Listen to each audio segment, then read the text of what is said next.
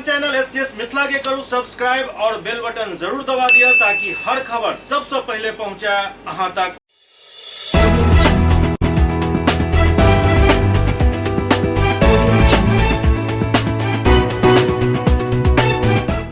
नमस्कार, अहाँ सब देख रहे छी एससीएस न्यूज। हम छी कमलेंद्र झा। खबर के शुरुआत करी और सबसे पहले बात करी जन स्वराज के अभियान लौकर चलल प्रशांत किशोर के जे दरभंगा पहुंचला, जहां दरभंगा में वो कई कार्यक्रम में भाग लेलन और उसके बाद एक प्रेस वार्ता भी कलन। मिथिलांचल के दौरा पर आयल प्रशांत किशोर दरभंगा पहुंचला, जहां जन स्वराज के सोच के साथ लोग सबसे संवाद कलन।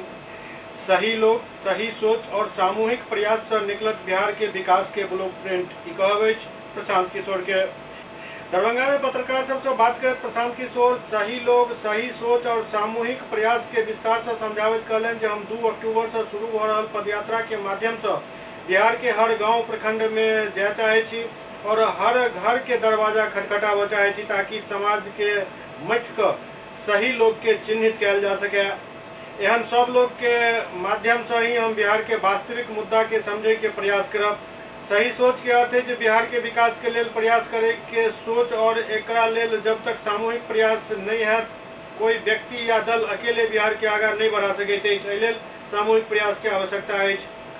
पदयात्रा के बाद बिहार के समग्र विकास के लिए 10 सबसे महत्वपूर्ण विषय जना शिक्षा, स्वास्थ्य, सड़क, रोजगार आदि के एक विस्तृत ब्लूप्रिंट तैयार किया जाए और उसमें सिर्फ समस्या नहीं बल्कि ओकर ठोस समाधान भी होता जाए। ये पूरा ब्लूप्रिंट जमीन पर लोग सब बात कऽ बनायल जाए। के बाद भी अगर कोनो व्यक्ति में कोनो सुझाव देवा चाहे तो वो दे सके। महागठबंधन सरकार पर प्रशांत किशोर हमला जारी रखलन। कहलन जे बहुत दिन तक चले वाला नहीं है 6-7 दल के सरकार। वो कहलन जे संभव है लोकसभा चुनाव तक ये सब साथ रहत, लेकिन विधानसभा चुनाव से पहले फिर बदल संभव है। वो सरकार के अस्थिरता पर सवाल उठावित कहलन जे 2012 के बाद से बिहार में ई 6ठम प्रयोग है जैसे सरकार बदलैत है। बिहार में विकास पर एक बुरा असर पड़ रहा है और विकास के गति बहुत धीमा है। नीतीश कुमार के आलोचना करते प्रशांत किशोर कहलन जो कुर्सी से चिपक कर बैस गया है। 2014 के नीतीश कुमार और 2022 के नीतीश कुमार में जमीन आसमान के फर्क है। जैसा कि आपको मालूम है, मैं बिहार में जन स्वराज अभियान के नाम से एक कार्यक्रम कर रहा हूं, जिसके तहत हम लोगों का ये प्रयास है कि बिहार में समाज में घूमकर ये पता किया जाए कि किन सही लोगों को साथ में लेकर बिहार के बेहतरी के लिए कुछ प्रयास किया जा सकता है। 2 मई 2022 को पटना के प्रेस वार्ता में मैंने बताया था कि अभी कोई राजनीतिक दल नहीं बनाया गया। जन स्वराज कोई राजनीतिक दल नहीं है, ये एक सोच है, एक अभियान है जिसके मूल में बिहार की जो दुर्दशा है, बिहार की जो आज स्थिति है, उसको सुधारने के लिए समाज को साथ में जन जागरण के माध्यम से समाज के लोगों को समझाकर बुझाकर उनकी मदद से एक नई राजनीतिक व्यवस्था बनाने का प्रयास है। इसके तहत पहले चरण में मैंने ये घोषणा की थी 2 मई को कि जितने लोगों ने भी बिहार में, जितने सज्जनों ने, जितनी संस्थाओं ने, जितने व्यक्तियों ने मुझे अपने यहाँ बुलाया है, मैं उनके यहाँ जाऊँगा और उनके माध्यम से छोटी छोटी गोष्ठियों में कुछ लोगों से संपर्क, उनसे परिचय और उनसे संवाद का काम किया जाएगा। 2 मई को जब मैंने घोषणा करी थी तो उन ऐसे लोगों की संख्या जिन्होंने अपने यहाँ मुझे बुलाया था या जिनके यहाँ मेरे टीम के सदस्य गए थे, ऐसे लोगों की संख्या 17.5 से 18,000 मैंने बताई थी। आज वो संख्या बढ़कर करीब 75,000 की है। करीब 75,000 लोग ऐसे हैं बिहार में जिन्होंने अपने घर, अपने ऑफिस, अपने गांव, अपने पंचायत, अपने शहर में बुलाया है, इनवाइट किया है कि आप आइए और बताइए कि जन स्वराज में आप क्या करना चाहते हैं। इसी संदर्भ में मैं हर जिले में जा रहा हूँ। कल तक मैं समस्तीपुर में था और उसके पहले करीब 12 जिलों में ऐसे 3 से 4 दिन हर जिले में हम लोग जा रहे हैं। दूसरे चरण में जैसा कि आपको ज्ञात है 2 अक्टूबर से मैं चंपारण गांधी आश्रम से एक पदयात्रा शुरू कर रहा हूं, जिसका मूल उद्देश्य ये है कि लोगों को हमारे पास न आना पड़े। मैं स्वयं से ही चलकर लोगों के पास हर गांव, हर पंचायत, हर शहर, हर गली, हर मोहल्ले में जाऊं, लोगों से मिलूं। और पदयात्रा के 3 उद्देश्य हैं। एक, समाज में लोगों से मिलकर ये जानना और समझना कि उनकी नज़र में जो सही व्यक्ति हैं, जिनके राजनीति में आने से या जो राजनीति में है उनको आगे बढ़ाने से कल समाज का कुछ फायदा हो सकता है। तो जो सही लोगों के चयन का प्रयास है, जनसुराज में जो 3 मूल बातें कही गई हैं, सही लोग, सही सोच और सामूहिक प्रयास, उसकी जो पहली और सबसे महत्वपूर्ण कड़ी है कि समाज से कैसे सही लोगों को ढूंढ कर निकाला जाए। ऐसे लोगों को चिन्हित करने, उनसे परिचय और संवाद करना ही पदयात्रा का पहला उद्देश्य है, ताकि लोगों से मिलकर ये समझा जाना जा सके कि उनकी नज़र में उनके गांव, उनके ब्लॉक, उनके पंचायत, उनके शहर में कौन से ऐसे सही व्यक्ति हैं जिनको अगर राजनीतिक तौर पर आगे बढ़ाया जाए, मजबूत बनाया जाए, तो उससे समाज का कल फायदा हो सकता है। दूसरा पदयात्रा का उद्देश्य है कि लोगों से मिलकर ये जाना और समझा जाए कि उनकी समस्या क्या है। कई बार हम लोगों को लगता है कि पटना में, दिल्ली में या देश के बाहर बैठकर कि आपको और हमको पता है कि लोगों की समस्याएं क्या हैं। हम लोगों को थोड़ा बहुत आइडिया हो सकता है, लेकिन मेरा 10 साल का जो सामाजिक राजनीतिक जीवन में अनुभव रहा है, मैं उस अनुभव के आधार पर मैं आपको कह सकता हूँ कि लोगों को जो सही में जो समस्या है वो सिर्फ उन्हें ही पता है। उसको अगर आप जानना समझना चाहते हैं तो आपको लोगों से मिलकर, बैठकर बात करके ही उसको किया जा सकता है। उनकी समस्याओं के बारे में, उनकी तकलीफ के बारे में, उनकी स्थिति के बारे में बेहतर जानकारी करना। और तीसरा और सबसे महत्वपूर्ण पहलू, लोगों से ये जानना कि उनकी गांव, उनके शहर या बिहार के विकास के लिए उनके हिसाब से क्या कुछ किया जा सकता है। ये जो तीसरा पहलू है वो इसलिए कि बिहार के विकास के लिए जो 10-12 महत्वपूर्ण पहलू हैं, शिक्षा, स्वास्थ्य, रोजगार, आर्थिक विकास, सामाजिक न्याय, खेल कूद, कृषि जैसे 10-12 जो महत्वपूर्ण पहलू हैं, हम लोगों की सोच है कि इस पर बिहार के समग्र विकास के लिए इन सभी पहलुओं पर अगले 10 साल का ब्लूप्रिंट पब्लिक के सामने रखना चाहिए। इन क्षेत्रों में क्या किया जा सकता है और उससे महत्वपूर्ण कैसे किया जा सकता है। उस ब्लूप्रिंट को बनाने के लिए करीब 250 से ज्यादा देश विदेश से विशेषज्ञों को मैंने इकट्ठा किया है। उसमें ज्यादातर लोग बिहार के हैं। वो और हम लोग मिलकर एक ब्लूप्रिंट बना रहे हैं, लेकिन उस ब्लूप्रिंट में, उस खाके में बिहार के लोगों की सोच समाहित नहीं है। जब पदयात्रा के दौरान लोगों से मिलेंगे, उनसे चर्चा करेंगे, मैं स्वयं और मेरे साथ जो सैकड़ों और लोग काम कर रहे हैं, हम लोगों का प्रयास है कि पदयात्रा के दौरान हर उस व्यक्ति तक जो कुछ सुझाव देना चाहता है या जो कुछ कंट्रीब्यूट करना चाहता है, उससे मिलें, उससे बात करें, उसके सुझावों को शामिल करें।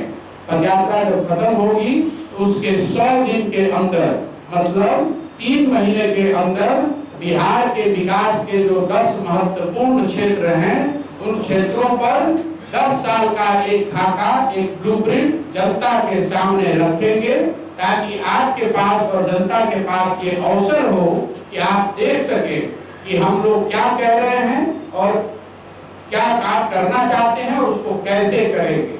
जहां तक राजनीतिक दल बनाने की बात है, पदयात्रा के दौरान जैसा मैंने आपको बताया, सही लोगों को चुनने का जो प्रयास है वो सारे लोग अगर मिल जाएं, मैं संख्या का दावा नहीं कर सकता हूं, लेकिन हम लोग का अपना अनुमान है कि कम से कम 25 से 50 हजार ऐसे लोगों को ढूंढकर निकाला जा सकता है, उनकी सहमति बनाई जा सकती है।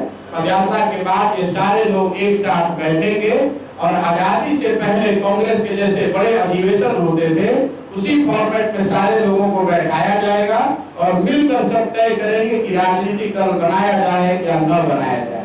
अगर दल बनाने की सहमति बनती है तो वो प्रशांत किशोर का या किसी व्यक्ति या परिवार, किसी एक समाज का दल नहीं होगा। वो दल उन सभी व्यक्तियों का होगा जो इस सोच से जुड़कर इस पूरे अभियान में साथ आकर इस दल के निर्माण में अपना कंट्रीब्यूशन रखना चाहते हैं। उनकी भी भागीदारी और उनकी उस दल में हिस्सेदारी जितनी प्रशांत किशोर की है उतनी उन सबों की भी होगी। वो लोग ये मिलकर तय करेंगे कि दल को बनाया जाना है कि नहीं। इसके साथ साथ वही तय करेंगे कि इस दल को आगे चलाया कैसे जाए, दल का संविधान क्या हो, दल के पदाधिकारी कौन हो और दलों में टिकट का डिस्ट्रीब्यूशन कैसे, दल में टिकट का डिस्ट्रीब्यूशन कैसे होगा।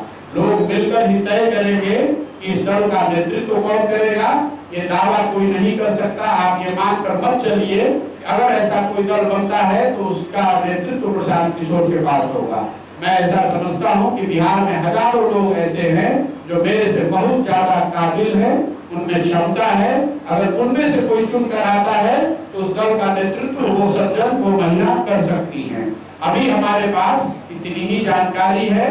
इस कार्यक्रम को, इस पदयात्रा को करने में करीब करीब हम लोग के अनुमान से 1 साल का समय लग सकता है। तो आप मान कर चलिए कि अगले 12 से 15 महीनों तक मैं सिर्फ और सिर्फ यही काम करने वाला हूँ। इसके आगे की जो भूमिका है, आगे का कार्यक्रम है, आगे की जो योजना है, वो जब सारे लोग एक साथ में बैठेंगे वो तय करेंगे, उसके बाद ही मैं आपसे साझा कर सकता हूँ। मोतिहारी में दिन दहाड़े बाइक सवार एक जमीन कारोबारी के घर से बजाकर गोली मारकर हत्या कर देलक। मोतिहारी में दिन दहाड़े बाइक सवार 3 अपराधी एक जमीन कारोबारी के घर से बाहर बजाकर दरवाजा पर गोली मारकर हत्या कर देलक। गोली लगे के बाद परिजन सब आनंद फानन में उनका मोतिहारी के एक निजी नर्सिंग होम में भर्ती करेलन, जहां डॉक्टर उनका मृत घोषित कर दिलन। घटना मोतिहारी के बंजरिया थाना क्षेत्र के दरोगा टोला के अछि, जहां शुक्रवार के दोपहर में जमीन कारोबारी 30 वर्षीय विनोद सहनी उर्फ सिपाही सहनी अपन घर में चला, तखने उनका एक फोन आयल घर से बाहर आओ। जहिना घर से बाहर एला, बाहर अपराधी सब ताबड़तोड़ फायरिंग शुरू कर दिलक। जब तक वो भागे के प्रयास करते तब तक खदेड़ कर 3 गोली मार दिल गए। जहिना पुलिस के घटना के जानकारी मिलल कि जमीन कारोबारी के गोली मार कर हत्या कर दिल गया। उनके बाद सदर एसडीपीओ अरुण कुमार गुप्ता बंजरिया थाना के पुलिस भारी संख्या में पुलिस बल के साथ मौका पर पहुंचला। हालांकि परिजन सबके पोस्टमार्टम करावे से इनकार कर रहल छला। जेके बाद सदर एसडीपीओ अरुण कुमार गुप्ता काफी समझावे बुझावे के बाद परिजन के शव के पोस्टमार्टम करावे के लिए तैयार कैलन। तखन जाकर पुलिस शव के कब्जा में लकर पोस्टमार्टम में भेजलक। जमीन कारोबारी सिपाही सहनी के हत्या आपसी रंजिश के वजह से बतायल जा रहा है। वो जमीन के कारोबार कर रहा छल, एके लऽ कऽ कई लोग सब विवाद चल रहा छल। एही वजह से लोग बता रहा छल जे हत्या भेल हन। ओते घटनास्थल पर पहुंचल सदर एसडीपीओ अरुण कुमार गुप्ता बतौलन जे सिपाही सहनी के हत्या आपसी रंजिश में भेल हन। हालांकि परिजन अखन किछु बताबे के स्थिति में नहीं छथि। बावजूद के मोहल्ला में लागल सीसीटीवी कैमरा के फुटेज से अपराधी के पहचान कयल जा रहा है। घटनास्थल पर 3 टा खोखा बरामद कयल गेल। सर प्रॉपर्टी डीलर की गोली मारकर हत्या हुई है सर। बंजरिया थाना के सिपाही टोला में एक व्यक्ति की गोली मारकर हत्या हो गई है। उसी के जांच में हम लोग आए हैं, देख रहे हैं कि क्या मैटर है। क्या हत्या का कारण क्या हो सकता है? आपसी विवाद अभी प्रथम दृष्टया नजर आता है। ये जमीन का काम करते थे जैसा बताया गया है, और अभी प्रारंभिक स्टेज पर जांच है। पूछताछ भी लोग बताने की स्थिति में नहीं है। जैसे ही बताया जाएगा वैसे विस्तृत जानकारी आप लोगों को। हत्या में कितने अपराधी शामिल थे?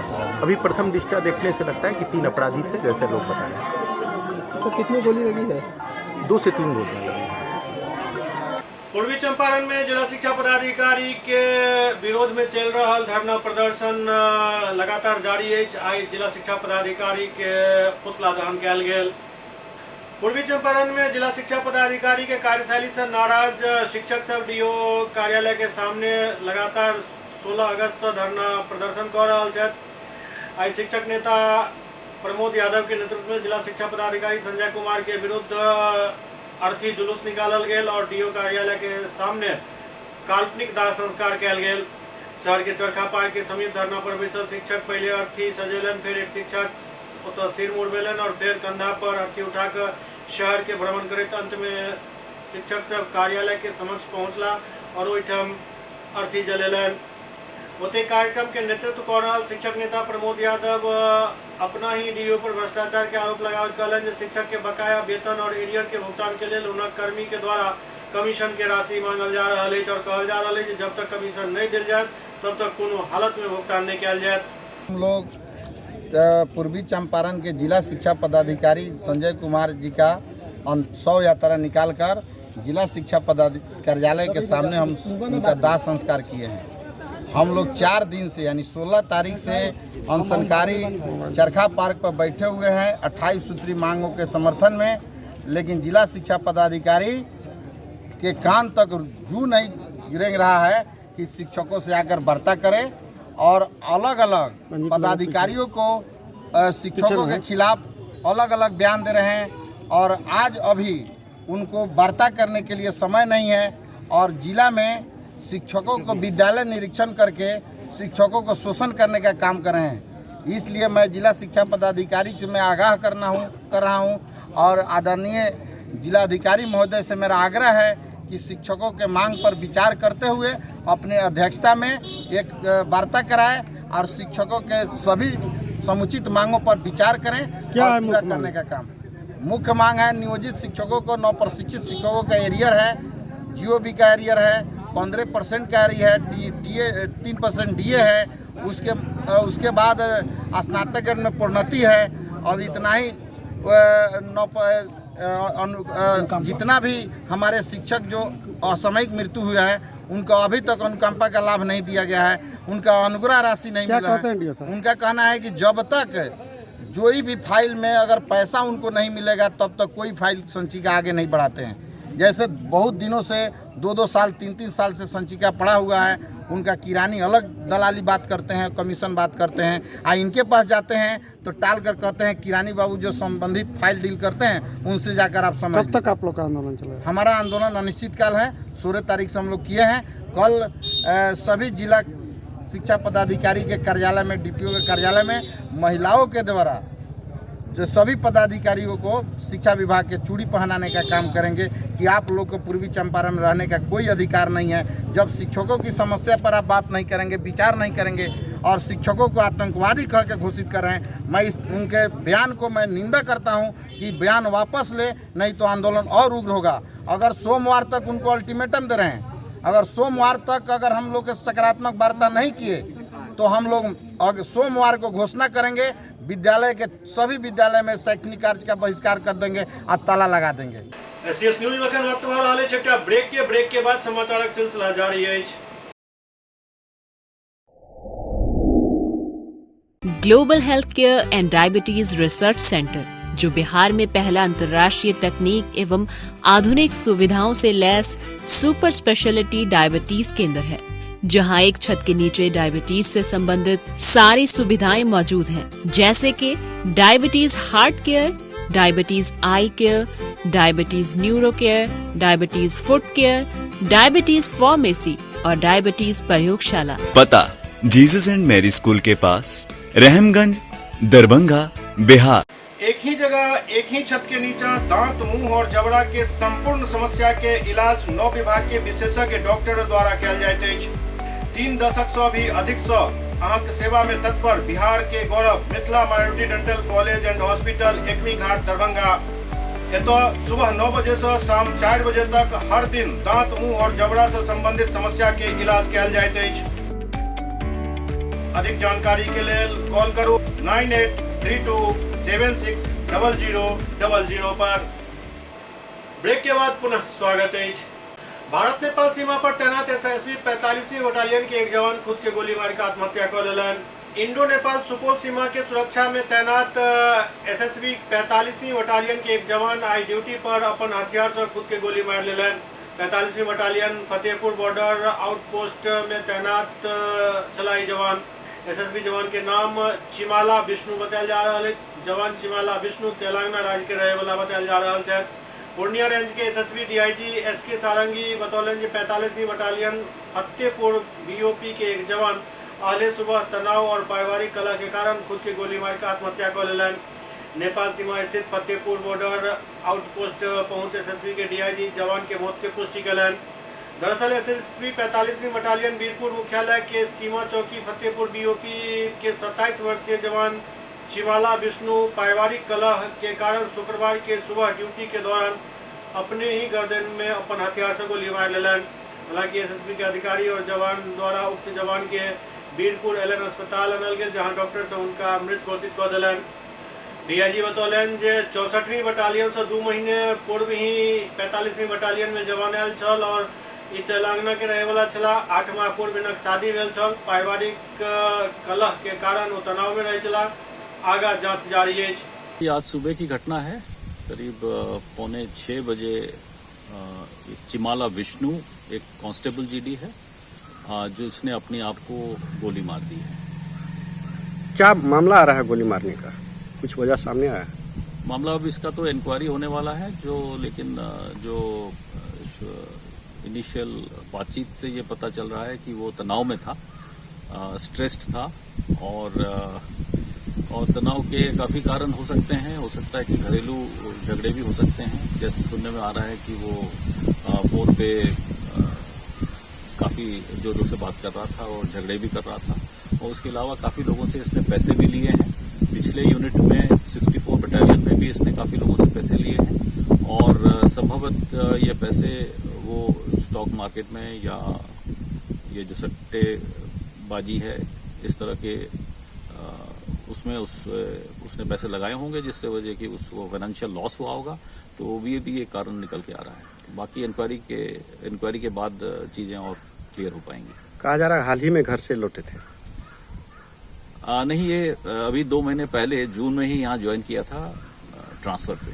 64 बटालियन से यहाँ 45वीं वाहिनी में यहाँ ज्वाइन किया था। तो 2 ही महीने हुए हैं और उससे पहले उसने छुट्टी काटी थी। तो छुट्टी का तो कोई इश्यू ऐसा है नहीं। कैसे 2 महीने पहले शादीशुदा थे? हाल ही में उसका शादी हुआ था। 5-7 महीने पहले उसने शादी की थी। जयनगर रेलवे स्टेशन से 6 किलोमीटर दूर कोहरिया रेलवे स्टेशन पर यात्री सुविधा के घोर अभाव है। जयनगर रेलवे स्टेशन के 6 किलोमीटर दक्षिण स्थित कोहरिया रेलवे स्टेशन पर यात्री सुविधा के घोर अभाव देखल जा रहा है। रेलवे के द्वारा रेलवे किराया में भारी बढ़ोतरी के लोग यात्री ट्रेन के बदला टेम्पू से यात्रा के नहीं पसंद करे छथि। रेलवे के कोरैया हॉल्ट पहले और अब भी लगभग 25,000 मासिक राजस्व दे के बाद भी रेल प्रशासन के द्वारा उक्त हॉल्ट के बुनियादी सुविधा से वंचित रखे के काम किया जा रहा है। हॉल्ट अभिकर्ता खुशीलाल यादव की मानी तो जयनगर और दरभंगा तक के किराया में वृद्धि होने के कारण लोग सस्ता रास्ता अपना रहा है। लोग अब टेम्पू से सफर कर रहा है, क्या मधुबनी सकरी तक के रेल किराया 30 रुपया होने के कारण लोग अब टेम्पू से जेना पसंद कर रहा है। संगे संग स्टेशन पर सुविधा के घोर अभाव है। यदि किराया के बात करी तो कोरैया से जयनगर तक एवं राजनगर मधुबनी और सकरी तक 30 रुपया, दरभंगा 40 रुपया, समस्तीपुर 50 रुपया, जबकि डीएमयू पैसेंजर ट्रेन में जयनगर तक एवं मधुबनी सकरी तक 10 रुपया, दरभंगा 20 रुपया और समस्तीपुर 25 रुपया निर्धारित किया गेल अछि।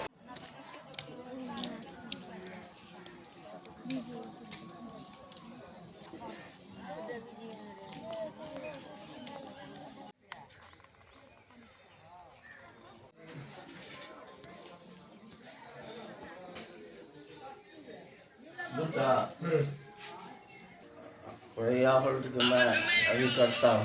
अच्छा, ये बताइए कि यहाँ से कितने यात्रियों का डेली आना जाना होता है, कितना आदमी यहाँ टिकट खरीदता है, ये जानकारी लें। लगभग 100 यात्री।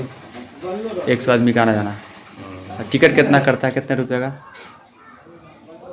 1000 लमसम। महीना का कितना हो जाता है?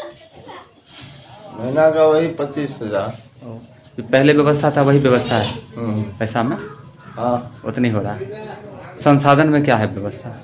संसाधन में कुछ नहीं है। देखते हैं हॉल्ट क्या गिरी धस गया है, ऊपर से वर्षा होता है तो पानी सब हॉल्टे में गिरता है। बिजली नहीं है। बिहार में कई दिन के गर्मी के बाद आई मौसम अचानक करवट लेलक। मोतिहारी में भेल झमाझम बारिश लोग थोड़े राहत के सांस लेलन। बिहार में कई दिन से जारी गर्मी के बीच एकाएक मौसम करवट बदलक और चिलचिलाती गर्मी से राहत मिलल। बिहार के कई जिला में बारिश भेल। मोतिहारी में भी किछ देर के लिए झमाझम बारिश भेल। चिलचिलाती धूप के बीच आसमान में एकाएक घोर अंधेरा छल और उसके बाद घनघोर बारिश भेल। एहि बारिश से जहां आम लोग के भीषण गर्मी से राहत मिलल होते किसान भी एहि बारिश से किछु राहत महसूस कर रहल छै, कियाकि किछु दिन से बारिश नहीं होने के कारण धान के फसल पीला पड़ल जा रहल छल। लेकिन एकर ई मतलब नहीं है जे एहि बारिश से धान के फसल होय के उम्मीद अखन बढ़ि जायत, कियाक तऽ जे बारिश भेल ओ घंटा 2 घंटा के अंदर जमीन के अंदर चलि गेल, जमीन पानि सोखि लेलक।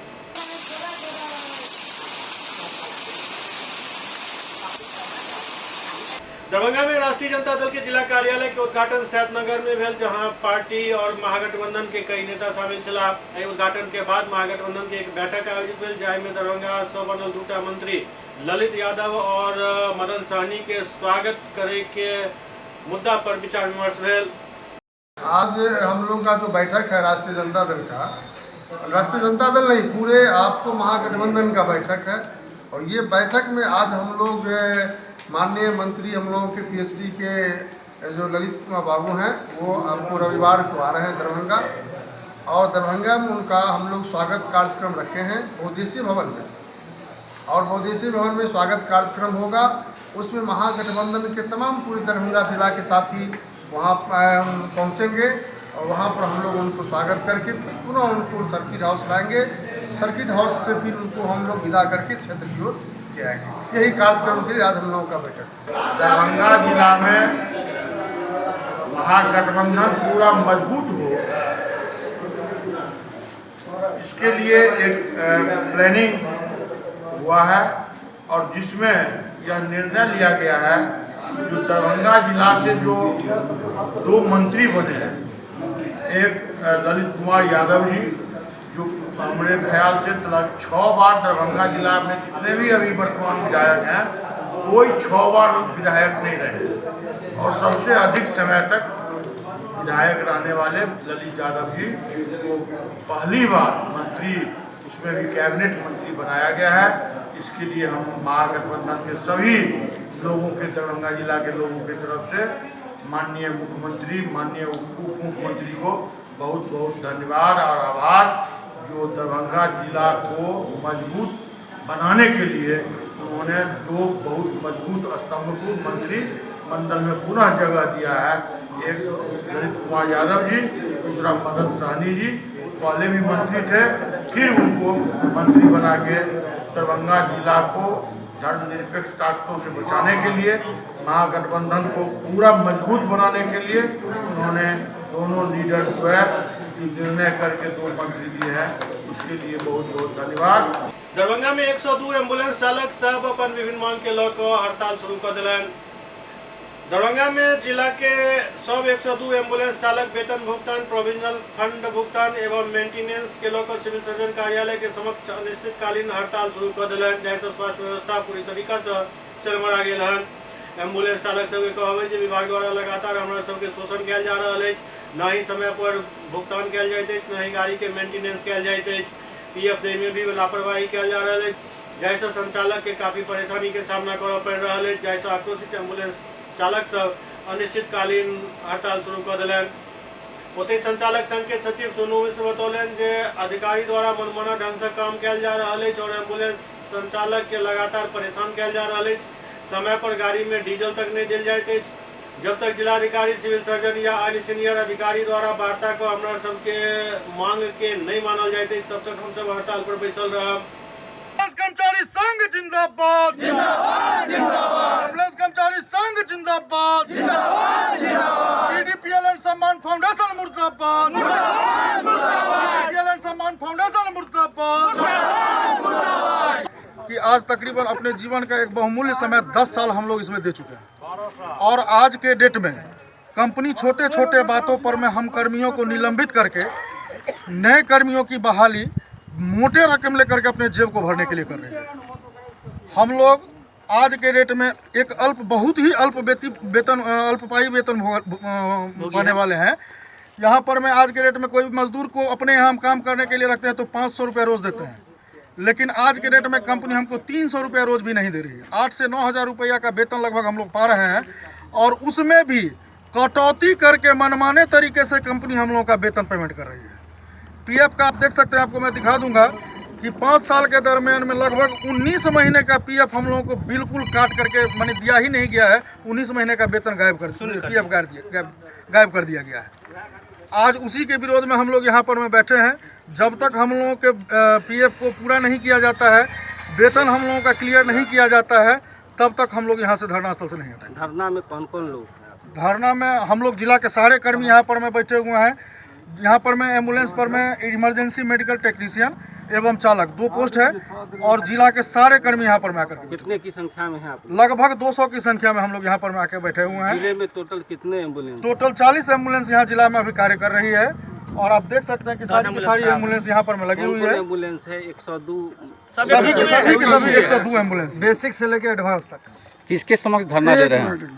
कौन कौन सा एम्बुलेंस है? 102 सिर्फ और सिर्फ 102 एम्बुलेंस ही यहाँ कार्यरत है पूरे बिहार में। अब जो भी मरीज का जो समस्या होगी तो वो किस तरह से अपनी आज हमने साफ साफ लिख दिया है कि कंपनी के यदि कोई भी वरिष्ठ पदाधिकारी जैसे हमारे संतोष झा हैं जिनके गाइडलाइन पर पूरा स्टेट चल रहा है, वो आ जाएं, तौहिद सर हैं, ये आ जाएं, ये लोग आकर के यदि हम लोगों से शांति वार्ता करते हैं और हम लोगों की समस्या को रखते हैं तो हम लोग इस यहाँ से हट सकते हैं। अन्यथा की स्थिति में जब तक मांग नहीं होती है तो मरीजों को समस्या होगा और इस सारी समस्या का जो भी ये होता है वो कंपनी को समझना है। जी हम लोग अनिश्चितकालीन धरना पर बैठे। महारानी कल्याणी फाउंडेशन के कार्यालय में प्रोफेसर हेतकर झा के 5वीं पुण्यतिथि मनाओल गेल। महारानी कल्याणी फाउंडेशन के कार्यालय में प्रोफेसर हेतकर झा के 5वीं पुण्यतिथि मनाओल गेल। एहि सभा के अध्यक्षता कामेश्वर सिंह दरभंगा संस्कृत विश्वविद्यालय के पूर्व कुलपति प्रोफेसर रामचंद्र झा केलन। एहि अवसर पर प्रथम प्रोफेसर हेतकर झा स्मृति व्याख्यान मिथिला के प्राकृतिक संपदा विख्यात वनस्पति शास्त्री प्रोफेसर विद्यानाथ झा देलन। प्रोफेसर विद्यानाथ झा झड़कतरा सिक्की के वैज्ञानिक एवं आर्थिक पक्ष पर विस्तार से चर्चा केलन। संगे मखाना, मलकोका आदि के विभिन्न जलीय उत्पाद पर विस्तार से प्रकाश डालन। प्रोफेसर रामचंद्र झा अपन अध्यक्षीय भाषण में एतय के विभिन्न प्राकृतिक संपदा के धार्मिक पक्ष के रेखांकित केलन। एहि अवसर पर हर महीना प्रोफेसर हेतकर झा स्मृति व्याख्यान करे के संकल्प लेल गेल और व्याख्यान श्रृंखला के अंत में सब व्याख्यान के पुस्तकाकार में प्रकाशित करे के निर्णय लेल गेल। एहि सभा में विचार व्यक्त करे वाला में doctor Mitranath Jha, doctor Avanindra Kumar Jha, doctor मंजर सुलेमान, डॉक्टर सुशांत भास्कर, अमल कुमार झा, नारायण जी चौधरी समेत कई लोग शामिल छला। आगत अतिथि के स्वागत और धन्यवाद ज्ञापन कल्याणी फाउंडेशन के कार्यकारी अधिकारी श्रुतिकर झा केलन।